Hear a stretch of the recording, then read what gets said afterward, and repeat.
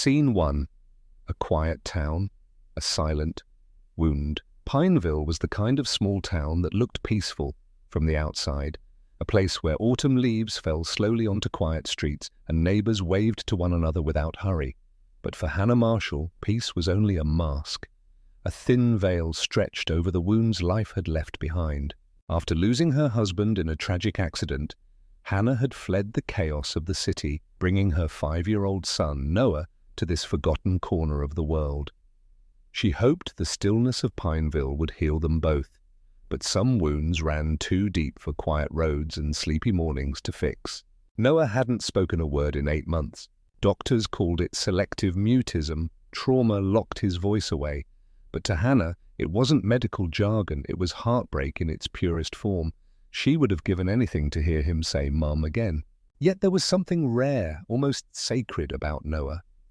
Animals seemed to sense it. Stray cats followed him home like shadows. Birds would perch near him without fear. And sometimes Hannah would glance out the kitchen window to find her little boy sitting completely still in the yard. A wild rabbit nibbling clover from his small, outstretched hand. Mrs. Peterson, their elderly neighbor, once whispered, "That boy carries an old soul. He feels things deeper than we do." Maybe she was right. Maybe in this quiet town, at the edge of an ordinary world, something extraordinary was waiting to find them, something that would change their lives forever. Scene 2. The storm that changed everything. The sky above Pineville darkened long before the rain came. Thick clouds rolled in from the hills like a silent army, swallowing the last rays of afternoon light. The October wind tugged at Hannah Marshall's laundry line as she pinned up the final towel, glancing nervously at the heavy clouds overhead. "Noah, sweetheart, stay where Mommy can see you," she called over her shoulder. As always, there was no reply, only a small, solemn nod from her son. He sat quietly near the edge of their backyard, playing with fallen leaves. His tiny hands moved with a slowness that belonged to someone far older, far more tired than any 5-year-old should be. Hannah sighed. She hated these days, the ones when silence felt heavier than words. The forest loomed just beyond their property line, its shadows stretching long and dark as the first drop of rain landed on her cheek. And then she looked again. Noah was gone. The basket slipped from her hands, tumbling to the ground. Her heart lurched violently in her chest. "Noah!" she screamed, spinning in frantic circles. But the yard was empty. Panic surged through her veins like ice water. She ran to the edge of the property, and there in the soft earth beneath the trees she saw it. Small footprints, fresh and sure, leading into the forest, into the dark, into danger. Her breath came in ragged gasps as she plunged into the woods, branches clawing at her arms like desperate fingers. The wind howled through the trees. The rain fell harder now, turning the forest floor into slick mud. Hannah called his name again and again, though she knew he wouldn't answer. She could barely see, barely think, except for one truth that echoed in her heart like thunder. She had already lost once. She would not lose him too. Not to this forest, not to this storm, and not to whatever waited for them in the shadows ahead. Scene 3. A fateful encounter between two abandoned souls. Hannah's lungs burned as she pushed deeper into the forest, her voice hoarse from calling Noah's name. The storm had become a living thing. Wind shrieked through the branches and rain lashed against her skin like cold needles. But none of that mattered. All she could think about was her son. And then, through the curtain of rain, she saw it. A small flash of red against the earth. Noah's jacket. She stumbled toward it, heart pounding in her chest, praying, begging that he was unharmed. But as she drew closer, her frantic footsteps slowed. Because Noah wasn't lost. He wasn't crying. He was kneeling, bent low in the mud, his small hands caked with dirt, his face streaked with tears and rain. He was digging, desperately, frantically, but his little fingers raw and bleeding from clawing at the earth. "Noah, what are you doing?" Hannah's voice broke, trembling on the edge of disbelief. Then she saw it. At first, it barely looked like anything at all, just a mound of mud, tangled with roots and soaked fur. But as she knelt beside her son, realization struck her like lightning. A dog. A German shepherd, large, unmoving, her body half buried in wet soil. And worse, her belly was swollen. Pregnant. Horribly, impossibly pregnant, left to die here in the mud. Hannah's breath caught in her throat. Who could do such a thing? Who would bury a pregnant animal alive? The dog's chest rose, barely. She was alive. Noah turned his tear-streaked face toward his mother. He didn't speak. He didn't need to. His wide, pleading eyes said everything. Help her. Save her. In that moment, soaked in mud and rain, mother and son knelt together beside a creature who, like them, had been broken and left behind. Two souls abandoned by the world. And in each other, in this fragile, dying animal, they saw a reflection of their own pain and their own hope. Because this was not just a rescue, this was destiny. Scene 5, a battle between life and death. Mud clung to Hannah's arms like chains, pulling her down, sapping her strength, but she wouldn't stop. She couldn't. Beside her, Noah's small frame trembled from exhaustion, yet he never let go of the German shepherd's head. His little hands, covered in mud and blood, stroked her gently, whispering a wordless promise. Stay with us. Live. Hannah's heart ached at the sight. He had lost so much, too much for a child.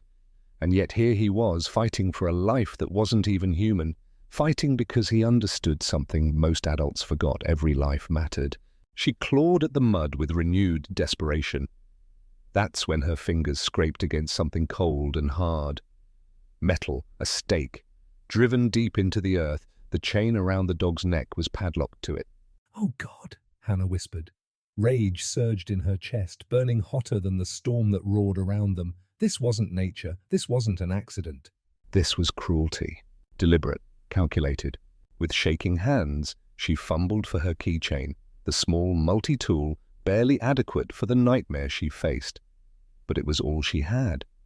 She positioned the tiny wire cutter against the rusted wire that bit into the dog's leg. Her hands slipped, slick with blood and rain. "Hold on, girl," she whispered. Noah's wide, pleading eyes met hers. Eyes that believed she could do anything, because she was his mother. With a cry that came from the depths of her soul, Hannah squeezed the tool with all her strength. The wire groaned, then snapped. One leg free, then the next. Finally, she turned her attention to the chain around the dog's neck. She tugged, wrenched, twisted, the metal cutting into her hands, but she didn't care. Because this wasn't just a rescue. This was defiance. This was survival. And when the chain finally slipped over the dog's mud-caked head, Hannah collapsed to her knees, sobbing with exhaustion and relief. The German shepherd, battered, broken, but alive, looked up at them. Noah's hand rested over her heart. This fight wasn't over, but for the first time, they were winning. Scene 6, a fight for life on the edge of birth. The storm had followed them home. Water dripped from their soaked clothes, pooling on the old wooden floor as Hannah and Noah carried the wounded German shepherd into their small bathroom. The dog, who now had a name, whispered through rain and tears. Luna lay weak and trembling in the tub, her breath shallow, her eyes glazed with pain. But the fight wasn't over. It had only just begun. "She's going into labor," Hannah whispered, horror and urgency tightening her voice. The contractions rippled across Luna's swollen belly, each one a cruel reminder that time was slipping away, that they might lose her, and the innocent lives inside her. The door burst open. Dr. Martinez, the town's gruff but kind-hearted veterinarian, arrived, soaked to the bone but steady as stone. "Show me," he said, his voice low but firm. Together, in that cramped, dim bathroom, lit only by a flickering bulb and their desperate hope, they fought for Luna's life. Noah never left her side. While Hannah fetched towels, hot water, and clean blankets, Noah knelt beside Luna, his tiny hand resting over her heart. A quiet anchor for a soul adrift in pain. The first puppy came slowly, too slowly. Dr. Martinez worked with expert care, clearing the tiny creature's airways, massaging its chest, willing it to breathe. For a terrifying moment, nothing. Then, a gasp, a squeak, the fragile sound of life. Hannah felt tears sting her eyes as she cradled the newborn, wet, shaking, impossibly small. But there were more. Hours blurred into minutes as Luna fought, her body racked with exhaustion, her legs shaking from the wounds of cruelty. Yet she never gave up. Neither did Noah. Neither did Hannah. And when one fragile puppy was born silent, still, it was Noah, brave beyond words, who leaned close and whispered the first sound his mother had heard from him in 8 months. Leave. And life, impossibly, miraculously, obeyed. Scene 7. The Mystery of Luna and a Terrifying Truth. Morning came slow and grey, the storm having passed, but its shadows still lingered in Hannah's mind. Luna lay curled on a nest of towels in the living room, her 6 newborn puppies nursing quietly beside her. She looked fragile, her body battered and thin. But there was something in her amber eyes that unsettled Hannah. It wasn't just pain, it was memory, it was fear. Noah sat beside Luna, more protective than ever, his small frame curled around her puppies like a silent guardian. He hadn't spoken again since last night, since that whispered miracle that brought life to a fading heartbeat, but Hannah could see something had changed in him, something deeper. Then the phone rang. Hannah picked up, expecting a check-in from Dr. Martinez, but instead, a cold, unfamiliar voice greeted her. "This is Sergeant James Keller with the State Police K9 unit. I understand you found a German Shepherd." Her blood ran cold. How did he know so soon? "She was abandoned," Hannah replied carefully. "Tied up, left to die." There was a pause, too long. "That dog," Keller said, his voice tightening, "is police property. Her designation is K9R47. We call her Raya. I'll be coming to retrieve her tomorrow morning." It didn't make sense. Nothing about Luna, or Raya, felt like a trained police dog. No officer would abandon a valuable K9 asset, especially one pregnant and injured. And yet, when Hannah looked at Luna, who met her gaze with eyes full of quiet intelligence, something inside her whispered, this was no ordinary dog. Later that night, driven by dread and curiosity, Hannah searched online, digging through police records, articles about military dogs, anything that might explain the scars Luna carried both on her body and in her soul. And then she found it, a name buried in a forgotten press release. Project Moonlight, a secret military program, shrouded in mystery, designed to create canines with enhanced sensory perception. Her heart pounded. Luna wasn't just a victim. She was evidence. She was dangerous, not to them, but to the people who created her. And now, they were coming to take her back. Scene 8. The escape into the trap-laden forest night wrapped around them like a predator. Hannah's heart pounded in her chest as she packed the few things they could carry: blankets, water, the small basket cradling Luna's fragile newborn puppies. The house, once their sanctuary, now felt like a trap waiting to snap shut. Sergeant Keller was coming, and she didn't trust him. Luna, weak, limping but alert, stood beside Noah. The bond between them had deepened into something almost unearthly. She moved when he moved. She watched him with protective devotion. Noah, silent but strong, was ready, too ready for a child. "Are you sure, sweetie?" Hannah whispered, kneeling beside him. Noah nodded and pointed toward the forest, as if he already knew the way. With one last glance at their tiny home, Hannah eased the back door open. The cold night air bit at her skin. The forest loomed before them, dark, tangled, and full of unseen dangers. But staying meant death. The 3 of them, mother, son, and wounded creature, slipped into the woods, guided only by instinct and desperation. Behind them, headlights cut through the darkness. Voices, footsteps, men with flashlights and commands barked into radios. Hannah's heart seized. "They're here." Luna pressed forward, nudging Noah ahead of her. Her injured legs shook, but she didn't stop. Noah carried the basket of puppies with both arms, their tiny whimpers barely louder than the wind. Roots clawed at their feet, branches tore at their clothes. The forest seemed endless. And then, Luna veered sharply, leading them into a hidden hollow covered in vines and brambles. To Hannah's astonishment, a cave entrance, ancient and forgotten, yawned before them. "How?" she whispered. But Noah didn't look surprised. He pointed at Luna. She had known. She had found the only place left to hide. As they slipped into the darkness, the forest swallowed their tracks, for now. But in the black silence of that cave, with danger pressing closer every second, Hannah knew this was not just a flight for survival. This was a war for their future. Scene 9. The unveiling of Luna's supernatural power and the star puppy's gift. Inside the cave, the world was silent, but not empty. Hannah pressed her back against the damp stone wall, struggling to calm her breath. The darkness felt alive, ancient, waiting. She could barely see Noah beside her, holding the small basket where Luna's puppies huddled together, whimpering softly. But one sound broke the stillness. Luna's growl. Low, warning, protective. Hannah turned, and her breath caught. Luna's eyes were glowing. Not a reflection of light, there was no light here, but an ethereal blue-white radiance, like the shimmer of moonlight on water. The glow spread, illuminating the rough stone walls of the cave, casting ghostly shadows that danced around them.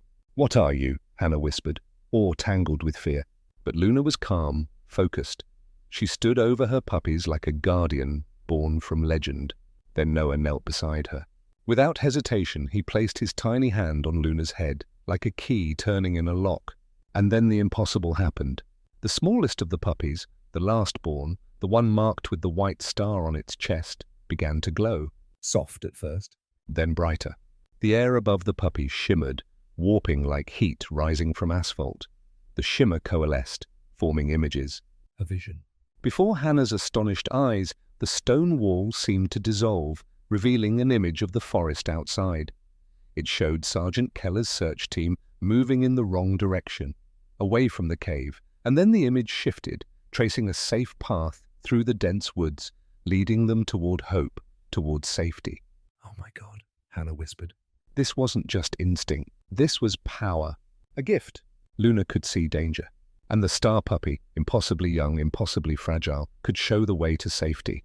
They weren't just running anymore.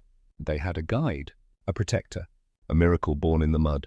In that moment, beneath the earth, Hannah realized, whatever Luna was, whatever her past, her future and the future of her extraordinary puppies had only just begun. Scene 10. An open ending and an everlasting promise. Morning light filtered softly through the forest canopy as Hannah, Noah, Luna, and the fragile basket of puppies stepped out from the shadows of the cave. The forest, once terrifying and endless, now seemed like an ancient guardian that had watched over them through the darkest night. They had survived, but their journey was far from over. In the safety of a hidden sanctuary, a place built to protect animals like Luna, they found rest at last. Luna lay curled around her puppies, their tiny bodies breathing in unison, the smallest of them. The star puppy nestled against her heart. Hannah sat beside them, her hands resting on Noah's small shoulders. You saved her, she whispered softly to her son. You saved all of them. Noah didn't speak, not right away. But there was no sadness in his silence now. There was peace. Then, with a voice fragile like sunlight after rain, Noah whispered words that reached deep into his mother's heart. We protect them. 3 simple words, 3 unbreakable promises. Luna lifted her head, as if understanding every word, and gently licked Noah's hand. The silent bond between them, woven not from words but from trust, love and survival, glowed stronger than ever. Stronger than Hannah knew that danger might still be out there, that men like Sergeant Keller might never give up, that Luna's past would always haunt them. But what they had now, family, courage, loyalty, was something no power on earth could take away. Because in that small sanctuary, surrounded by life born from suffering, they had found something rare, something eternal, not just survival, but belonging, love, and a promise whispered between a boy and a dog.